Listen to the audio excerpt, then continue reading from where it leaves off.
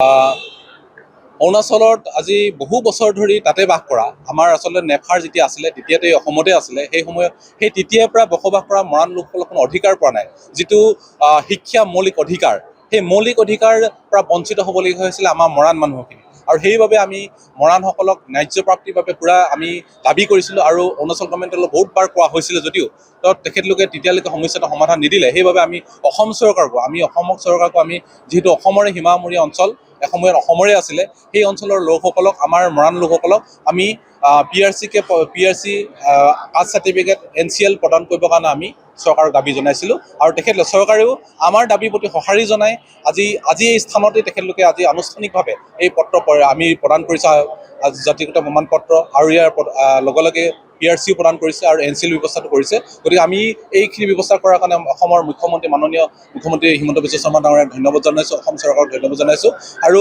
আচলতে মৰাণসকলৰ এই সমস্যা ইয়াৰ পৰাই যদি তেখেতলোকে এই সমস্যা যে অলপ হ'লেও সকাহ দিব আৰু ল'ৰা ছোৱালীবিলাক আমাৰ যিখিনি অৰুণাচলৰ বসবাস কৰা লোকসকলে পঢ়িবৰ কাৰণে বা অন্যান্য ক্ষেত্ৰত চাকৰি বাকৰিৰ কাৰণে ক্ষেত্ৰতো তেখেতলোকে সুবিধা প্ৰদান কৰি লাভ কৰিবলৈ সক্ষম হ'ব আৰু যথেষ্ট ক্ষেত্ৰত সুবিধা হ'ব বুলি আমি ভাবিছোঁ। তিনিচুকীয়া জিলাত জোৰ সমদল হ'ল অৰ্থনৈতিক অৱৰোধ হ'ল তাৰপিছত আপোনালোকে মুখ্যমন্ত্ৰীৰ লগত আলোচনা কৰিলে এইবাৰ আলোচনা নামতে আলোচনা হ'ব নে জনজাতিকৰণৰ ক্ষেত্ৰত তেওঁ কিবা আপোনালোকক আশ্বাস প্ৰদান কৰিছে?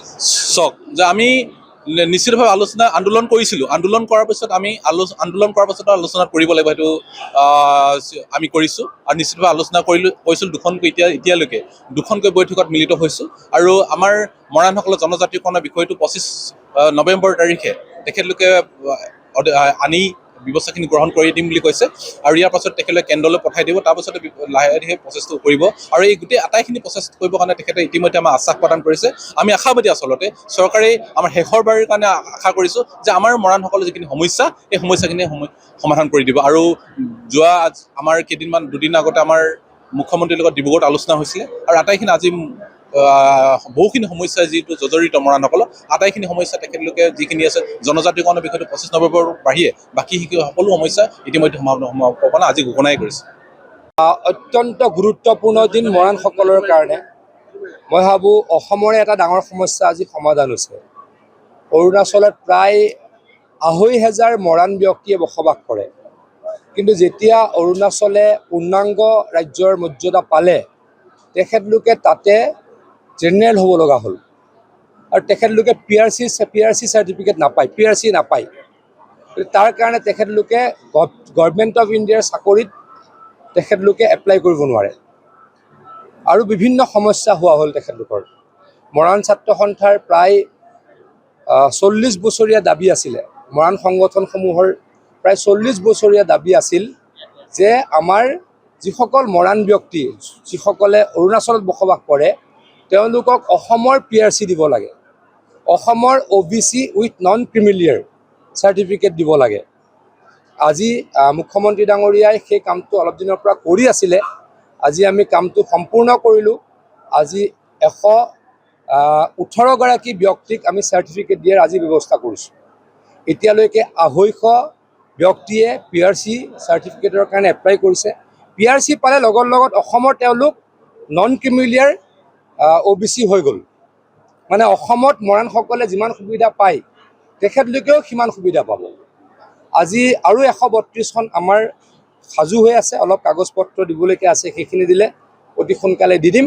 পৰৱৰ্তী 3 মাহ বা 4 মাহৰ ভিতৰত যিসকল ব্যক্তিয়ে PRC চাৰ্টিফিকেট বিচাৰে আমি তেওঁলোকক বিচাৰি উলিয়াই PRC চাৰ্টিফিকেট দিয়াৰ ব্যৱস্থা কৰিম।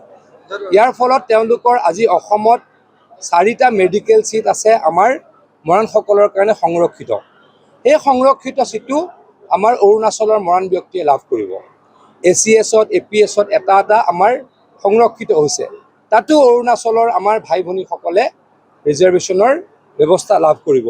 মই অত্যন্ত সুখী হৈছোঁ মোৰ ডিপাৰ্টমেণ্টে এইটো কাম কৰিছে মুখ্যমন্ত্ৰী ডাঙৰীয়াৰ মুখ্য পৃষ্ঠপোষকতাত এই কামটো হৈছে। 45 বছৰ এটা ডাঙৰ সমস্যা হিমন্ত বিশ্ব শৰ্মা ডাঙৰীয়াই নাইকিয়া কৰিছে আৰু অসমৰ মানুহ অসমীয়া মৰাণ তেখেতলোকৰ কাৰণে কিবা অলপ কৰিবলৈ পাই অত্যন্ত মই সুখী হৈছোঁ বা আমাৰ চৰকাৰ সুখী হৈছে। তিনিচুকীয়া জিলাখনত বহুত আন্দোলন দেখা গৈছিলে মৰাণ হেৰিয়ে তাৰপিছত তেওঁলোকে ইতিমধ্যে মুখ্যমন্ত্ৰী ডাঙৰীয়াৰ লগত বহু সমস্যা সমাধান হ'ব আৰু ST ষ্টেটাছৰ বিষয়েও মুখ্যমন্ত্ৰী ডাঙৰীয়া অত্যন্ত চিৰিয়াছ। বাকী গোটেইখিনি সমস্যা এটা এটাকৈ আমি অনাগত 2 মাহ 3 মাহৰ ভিতৰত নাইকিয়া কৰিম। জুবিন দাৰ হেৰিৰ বিষয়ে অত্যন্ত দুখিত। জুবিন গাৰ্গৰ কাৰণে অত্যন্ত এতিয়াও আমি সকলো প্ৰত্যেকগৰাকী অসমীয়া শোকত ভাগি আছোঁ। মই এটা কথা দৃঢ়তাৰে বিশ্বাস কৰোঁ, হিমন্ত বিশ্ব শৰ্মাৰ আণ্ডাৰত কোনোবা দোষী সাৰি যাব নোৱাৰে।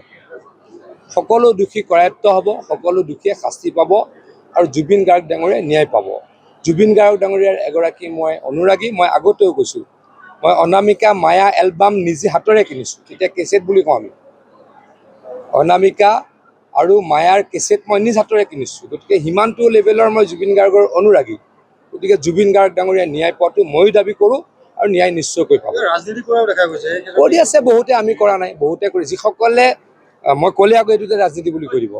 যিসকল ব্যক্তিয়ে জীৱিত কালত বহু ব্যক্তি আছে, যিসকল ব্যক্তিয়ে জীৱিত কালত জুবিন গাৰ্গ ডাঙৰীয়াক অপমান কৰিছিল, তেখেতলোকৰ সভা সমিতিত নিষিদ্ধ কৰিছিল, এনেকুৱা কিছুমান ব্যক্তি আছে।